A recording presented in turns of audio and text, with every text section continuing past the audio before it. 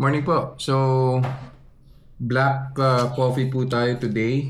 Meron po ako ditong Nescafe Gold na sachet at saka isang sachet din po ng regular sugar, white sugar. So, sachet po para at least portion po siya properly. So, kuha po muna tayo ng blood sugar reading and then we'll see after an hour kung ano po yung magiging spike sa blood sugar natin.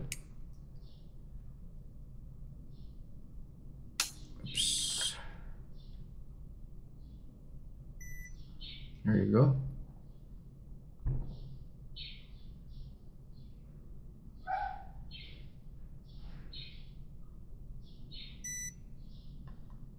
So, medyo mataas po yung blood sugar reading natin today. 120 po.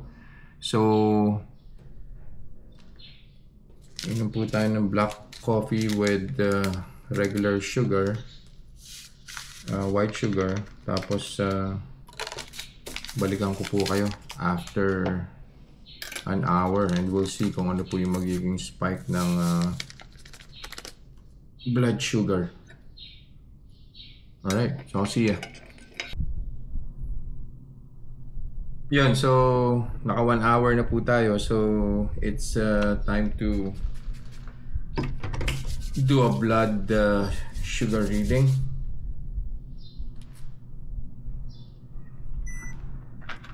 Here you go. So by the way, black coffee po tayo. Hinaluan ko po siya ng regular white sugar.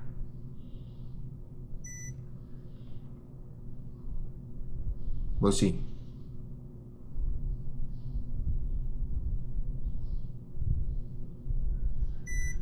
Yan po. 143 yung blood sugar level after an hour. Balik po ulit ako after 1 hour ulit. See ya. Yun, so naka 1 hour na po ulit. Bali 2 hours na po, no? Since ininom ko yung black coffee with 1 sachet of regular white sugar. So, blood sugar reading na po ulit tayo. We'll see kung hanggang saan siya bumaba.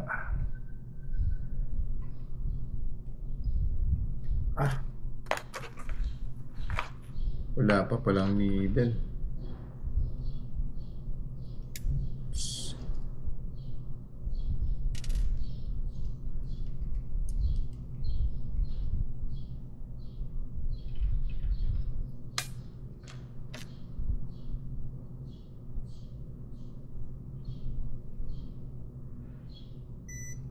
Yan.